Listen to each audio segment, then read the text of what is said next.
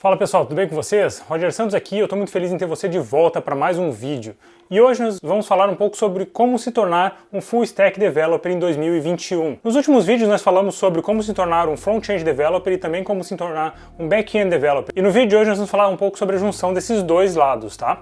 Então senta o dedo no like aí e bora pro vídeo.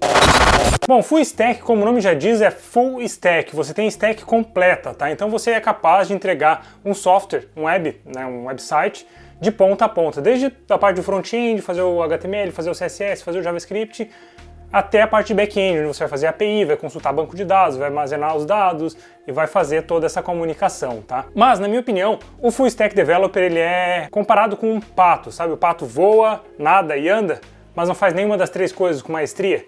Bom, pode até parecer um pouco ofensivo isso que eu tô falando, mas eu trabalhei, né? Eu tô falando isso por experiência própria. Eu trabalhei durante quase 6 anos como Full Stack Developer e realmente é isso, é muito difícil você dominar todas as áreas, sabe? Você pode ter dominado uma parte específica ali, mas você nunca vai conseguir dominar todas as áreas assim com perfeição, sabe? Bom, e basicamente existem 3 formas para você se tornar um Full Stack Developer, tá? A primeira delas é, você é um Front-End Developer e começa a mexer no back-end, sabe? Sei lá, faltou um back-end, o time tá precisando, você precisou daquela mãozinha, você começa a fuçar lá e aprende a mexer no back-end também, tá? Então basicamente você domina o front-end, tá? Você tem todo o domínio do front-end, mas o back-end você se vira, sabe? Você vai lá, se precisar fazer alguma alteração, você vai levar 3 vezes mais tempo do que você levaria se fosse uma alteração no front-end, mas você consegue entregar. E também pode acontecer o oposto, que foi exatamente o que aconteceu comigo, tá? Você ser um back-end developer e acabar tendo que mexer no front-end por falta de recurso, ou porque você quis dar uma mão pro time e tal, tava precisando, você começa a mexer no front-end, começa a aprender e começa a entregar também. E da mesma forma do front-end developer, o back-end developer também vai dominar o back-end,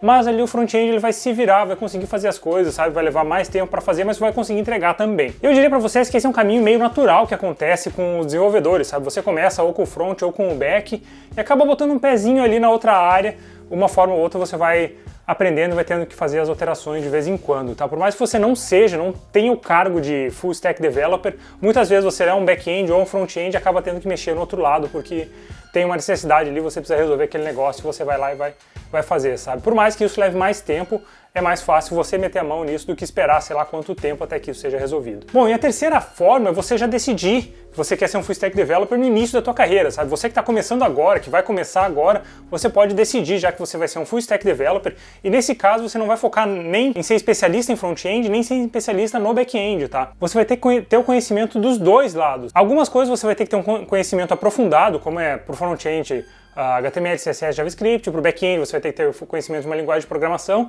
mas você não precisa conhecer todos os recursos que eu comentei nos vídeos de front-end e de back-end, sabe? Como eu falei lá, o roadmap para front-end e para back-end, você não precisa saber tudo dos dois roadmaps para você poder ser um Full Stack Developer, tá? Até porque a ideia do Full Stack Developer é você ter o conhecimento mínimo para entregar um site de ponta a ponta, tá?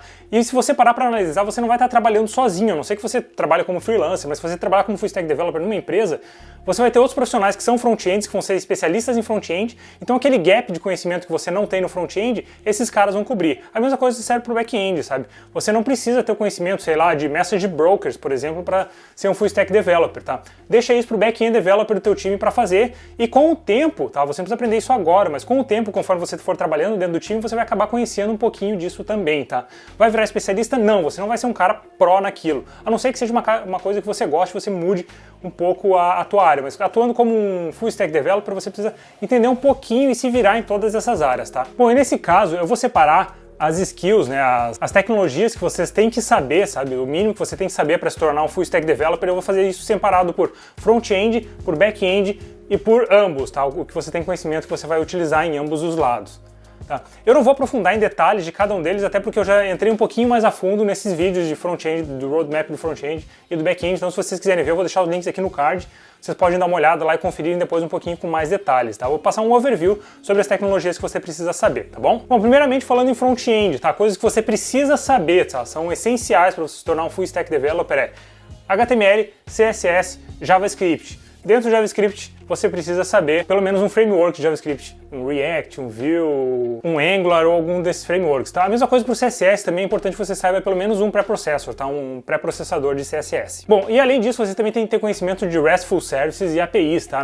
Essa não é como criar uma API, mas sim como consumir uma API, tá? Você tem que entender os tipos de resultado que ele vai trazer, como que funciona você fazer um get, um post, enfim, você precisa entender como consumir uma API. E além disso, também você tem que ter o conhecimento de como trabalhar com design responsivo e também como desenvolver tua aplicação web para que ela seja cross-browser, tá? Para que ela rode em qualquer navegador. Esse é o requisito mínimo para você ser um full stack developer da área de front-end, tá? Agora passando para o back-end, primeira coisa você tem que saber uma linguagem de programação, tá?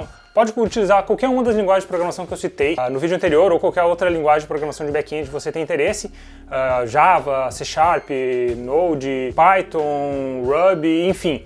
Mas eu recomendo para você, se você escolheu isso para começar agora, ser um full stack developer e quer aprender desde já, eu recomendo que você vá para a área do Node. Por que o Node? Porque o Node ele é JavaScript no back-end, tá? Então você já vai ter o conhecimento do JavaScript e vai conseguir reaproveitar boa parte desse conhecimento no back-end também, tá?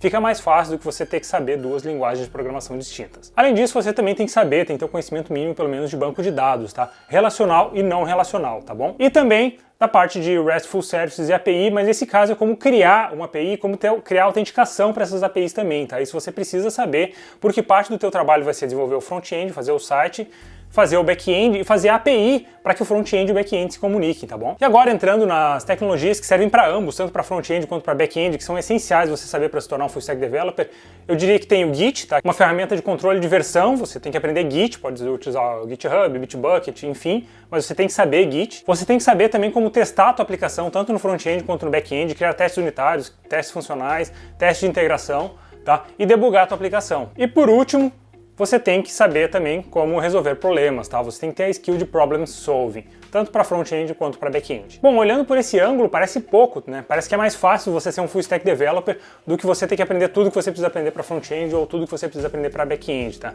A questão que é como eu falei anteriormente para vocês, o que acontece é que você sendo um full stack developer, você não precisa ser aprofundado em back-end nem aprofundado em front-end. Você precisa conhecer o mínimo para você entregar um software de ponta a ponta. E os gaps de tecnologia que você tem, deixa para o resto do time fazer isso, para o front-end developer, para o back-end developer, para que eles façam essa parte, tá? Você não precisa ser responsável por todas essas áreas. Bom, e por fim, tem muitas coisas aí que eu acabei não comentando, muitas delas porque eu acho que não é necessário você saber no começo, e também pode ter alguma coisa que eu tenha esquecido, tá? Se você sentiu falta de alguma coisa para ser um full stack developer, comenta aqui embaixo, tá? Pra gente evoluir essa conversa aqui, ter um roadmap mais completo. E se esse vídeo foi útil para você de alguma forma, considere se inscrever no canal e ativar o sininho para receber notificações dos vídeos assim que eles saírem, beleza? Bom, então agora vai ter dois vídeos aqui na tela para vocês escolherem aqui, tá? Vou deixar o do front-end e o do back-end para vocês assistirem. E é isso aí. Abraço, pessoal. Até o próximo vídeo e tchau!